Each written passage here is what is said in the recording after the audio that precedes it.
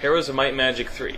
I don't know of any other turn-based strategy games I've ever played, but it's better than Heroes 5 in a lot of ways, well, most ways, except for, well, I still think that even the sprite graphics kick some major butt. But I like how you can tell what characters in Heroes 5, which stack of monsters are going to go in what order. So you don't, for example, send out,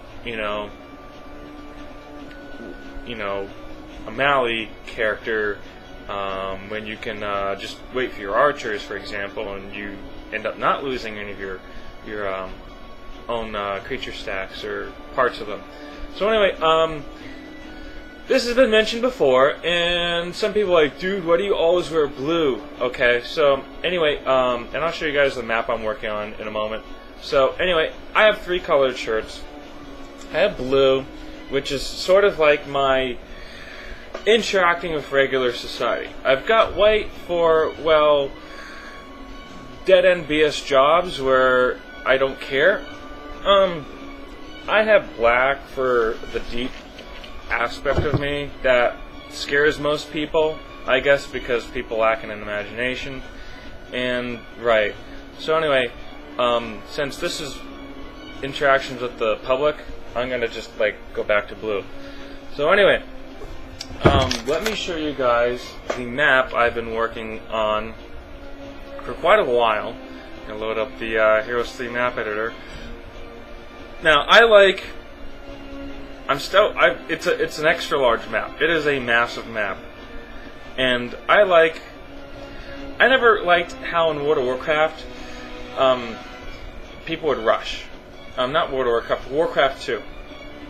And I never really did multiplayer with Warcraft 3. I liked amassing huge armies and sending them to do elongated, absurd, insane battles. But, you can't really do that with the real time that great. But, so yeah. So anyway. Yeah. Okay, so I don't have the dual screen here. So we're just going to have to do this. Give me a second here. Yeah. Alright, I just got to make sure I can see what the heck I'm doing here. So anyway, so here's the general map here. You basically start with here. And there's tons of, it looks like there are a ton of resources, but you basically break even. And for about 2 months, there are a lot of different castles and whatnot that you can capture. There's 1, 2, 3, 4, 5, 6, 7, 8, 9, like 9 castles there. And there's a couple more. There's 3 more. So, and yeah. So you're supposed to think that that's a lot, and it's really not that much. And you basically start out as a wizard, and it's kind of interesting because you can replay the map over and over again, and you'll find that there's different ways where you can get the resources you need to get a quicker start in the beginning, and whatnot. But whatever. So the general notion is that you have your safe area up here. Okay, this is generally your safe area. The AI doesn't actually come up into that area because basically the only route to that is here, and they haven't gone through there. So I'm trying to find a way, and I know the game's old. All right, so you guys are gonna enjoy the game's old, but I mean, it's a ton of fun. And when I'm done, I'm sure at least 1 or 2 people on the internet in the next 10 years will download the map and actually play it. But I'd like to find a way to actually have one of the to probably make it a little bit easier for the AI, and I'll probably have to remove some of these mountains or something to get into the main area here, and to kind of shake the player up a little bit without being like you're gonna totally lose the map. So I like the idea of, for example, of Heroes Heroes 2 and Heroes of Might and Magic 5. I played 2, 3, and 5. 4 I didn't even touch because, well, you know, the whole thing with they screwed up a few things. And Heroes 5, I don't have the expansion packs or anything, but they've done some things that really pissed me off. But not as much as what I've heard in 4. But anyway, Heroes 2, you had to play in a certain style on a particular map because that's just the way the maps are made. The second map, I think, on the I actually replayed that, like, I'd say played that about half a year ago, and I finally beat that map. I never beat it on my own when I first played the game, and it's a lot more fun when you have a different perspective. So anyway, Heroes 3 though, you can actually turn the difficulty up and still enjoy the game.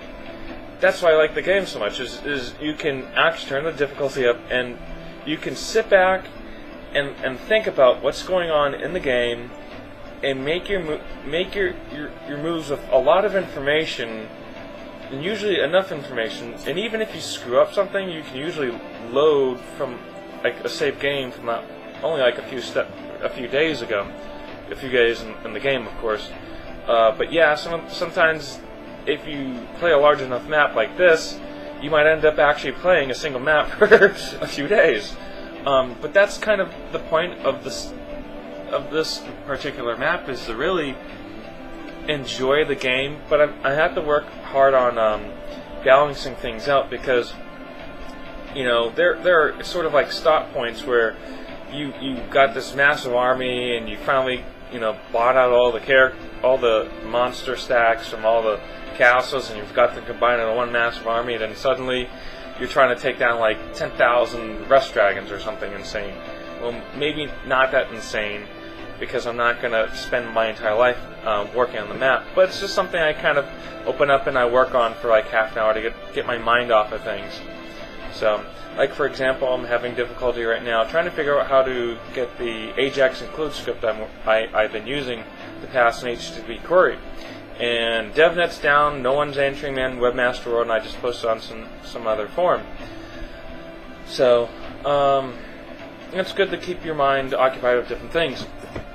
So, anyway, so let me show you some more of the map. It's kind of fun. I've got some parts of the map I've still got to work on. So, anyway, so there's an elementalist that kind of allies with you. It's basically someone who just...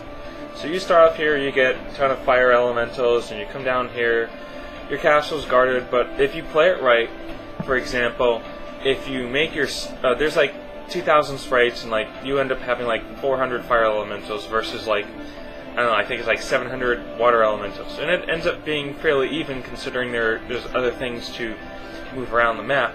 Some people might actually just really press how far they can go on the map and try to conquer their enemies early, and I'm going to try to actually prevent that, because I really want this map to be more of a long, drawn out sort of ordeal. I don't, you know, that's the whole point. That's more the point that I enjoy the game, is that it's not just some like, you know, win, you know, it's just like you actually enjoy playing the map. And there's nothing obnoxious. And I try to keep like the monsters on the map kind of in a general same sense, so you're not like fighting things that wouldn't really feel out of place. You know, it's not a randomly generated map either. I actually have built everything or constructed everything in here together. So anyway, so it's an oldie, it's a goodie. It's not, I don't know, someone like me, I would consider this old school. Someone like 10 years older than me would consider Pac-Man old school. And someone 10 years older than that would consider Ping Pong or Pong or whatever it was called old school. So I don't know. Anyway, so yeah, I just decided I was going to shoot a game video here, so there we go. So Heroes of Might and Magic 3.